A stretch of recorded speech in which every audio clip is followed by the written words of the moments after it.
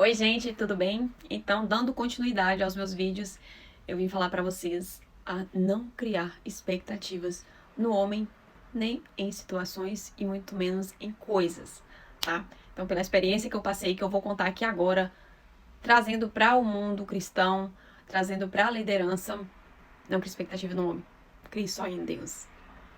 Gente, eu vou contar um pouquinho aqui da minha história, só para vocês entenderem o contexto.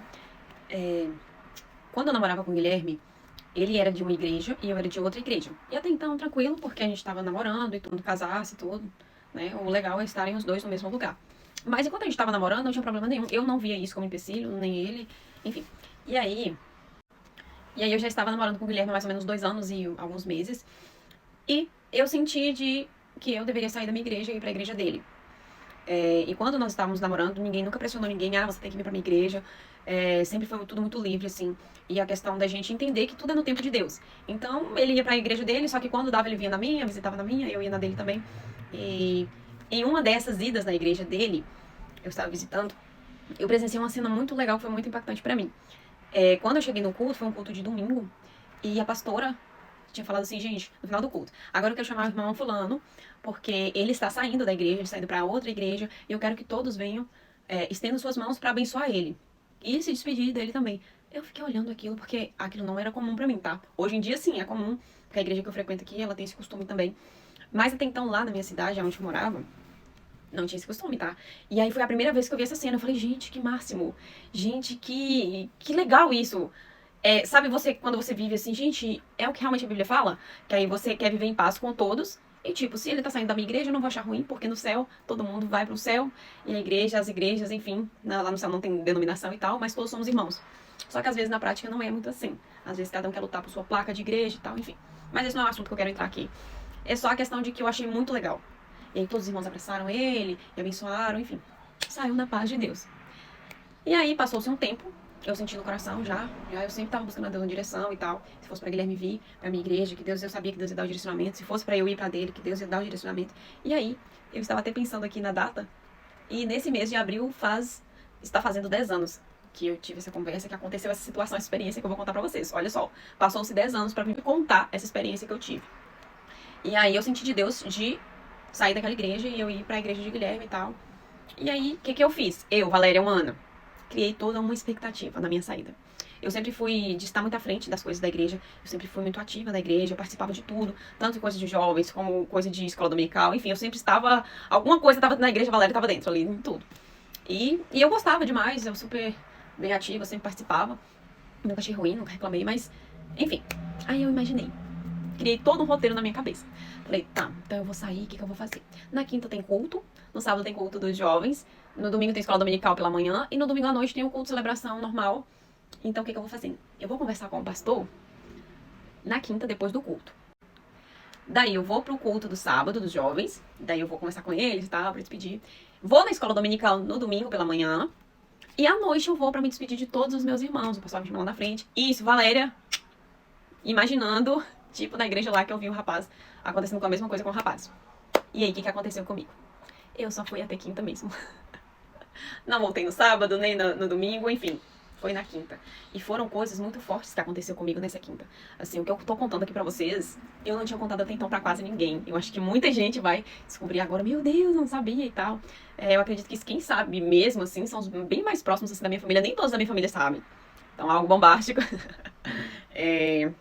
Mas que é pra glória de Deus. Eu resisti muito pra não contar isso, mas eu sei que tem pessoas doentes, eu sei que tem pessoas que desacreditaram da fé, desacreditaram de Deus, de igrejas, de lideranças, que foram muito feridas por liderança.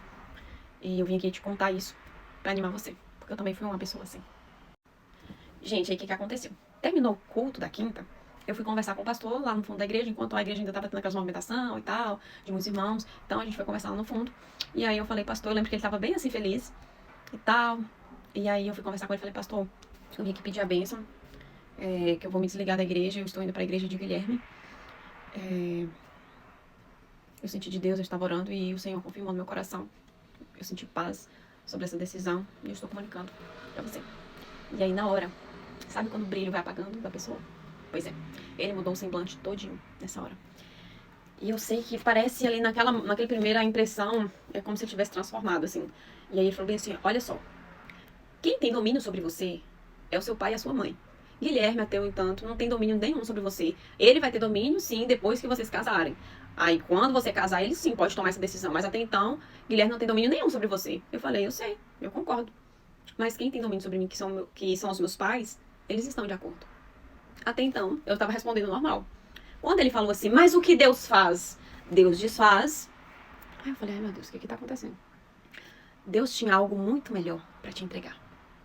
Mas como você não soube esperar, e observação, todas essas falas que aí ele já começou a falar para mim foram com o dedo apontando no meio do meu rosto. Meu Deus do céu, Adélia, você tá contando isso? Tô contando. Tô contando porque chegou o tempo. Não tenho nada contra ele mais. Mas eu creio que as pessoas elas precisam saber que nem tudo são flores realmente, mas que o Senhor ele tem a cura. Para quando o homem vem nos ferir, o Senhor ele tem como nos curar. E aí ele colocou o dedo no meu rosto e falou assim: Deus tinha algo muito melhor para te dar. Mas como você não soube esperar, Deus pode até te abençoar, mas ele não vai te abençoar como ele tinha preparado para te abençoar.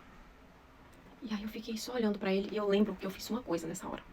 Quando ele começou a falar essas coisas com o dedo no meu rosto, eu orei e falei ao Senhor, falei, Deus, não deixe que eu venha falar nada que eu venha me arrepender.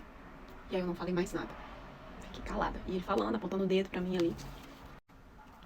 E aí eu lembro que eu falei, no final, assim, eu meio que aérea, assim, sem saber. Eu falei, meu Deus. Eu falei, tá, pastor, mas eu vim pedir a bênção. Na altura do campeonato, ele saiu procurando bênção e tal. E aí ele falou assim, bênção? Você vem aqui atrás de bênção? Ele simplesmente virou as costas pra mim e me disse, bênção a gente dá até pra um bêbado que está na rua. E saiu andando e me deixou lá sozinha. Sim, gente, isso aconteceu dentro de uma igreja. Isso aconteceu há 10 anos atrás. E isso aconteceu comigo, tá? E aí todas aquelas minhas expectativas de, poxa, que eu vou no sábado, vou no domingo, todos os irmãos me abraçando. Porque a igreja é uma família. E quando você vê o líder tomar aquela atitude, aí você não tem mais o que esperar de mais nada.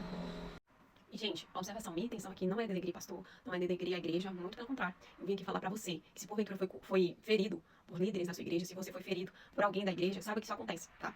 Às vezes a gente fica achando que a igreja ali, às vezes, dependendo, tá uma bolha, mas não é, tá? A gente sofre também muito dentro da igreja e a gente não passa por certos tipos de tribulações dentro da igreja, às vezes fica pensando, é que é só o inimigo, não, mas também ali dentro a gente também acontecem muitas situações, tá? E várias outras igrejas, não tô só falando dessa, não. Eu não quero nem citar nomes, não tô nem citando nomes, na verdade. Mas o que eu senti de falar, nunca criei expectativa no homem. Porque eu acho que o que eu mais me frustrei é porque eu criei uma expectativa, a forma como eu ia sair lindo e maravilhoso. Eu acho que mesmo se eu não criasse expectativas de sair dessa forma que eu queria, despedir de todos os irmãos, bonitinho e tal, mesmo sem eu criar essa expectativa, eu já ia sair muito machucada e ferida daquele lugar. Porque as palavras que ele lançou na minha vida, as palavras que ele falou com o dedo na cara, sabe, de falar que pensa a gente dá tempo um bêbado que tá na rua, eu fiquei me perguntando, meu Deus, mas quando a pessoa vai sair de uma igreja, geralmente ela procura um líder pra dar satisfação e tal. E é como se ele estivesse me falando assim, olha, não precisa nem me procurar não, você não me interessa, você não é nada aqui. Não quero entrar muito em detalhes, mas a questão é que por vir de uma liderança que você entende que é uma pessoa que tem um certo conhecimento de Bíblia, certo conhecimento de Deus, você acha que isso nunca vai acontecer vindo de uma liderança. Ah, um novo convertido que vai, uma pessoa que não é da igreja tem que vai, agora um líder, um pastor, eu quero te dizer, nós podemos nos ferir sim dentro da igreja. Só que nós não podemos parar por conta que fomos feridos. O soldado, quando ele é ferido, ele não para. Ele continua caminhando, continua guerreando, mesmo ferido e mesmo machucado. E foi isso que eu fiz. Continuei caminhando, mesmo ferida, mesmo machucada. Então, toda aquela minha expectativa de que domingo eu ia estar me despedindo do pessoal e tal. Resultado, no domingo, eu já estava na igreja de Guilherme, sendo apresentada lá. Enfim, os irmãos toda aquela recepção toda. Mas que essa minha história, que eu tô contando pra você, siga de exemplo. Que eu poderia ter desviado? Poderia.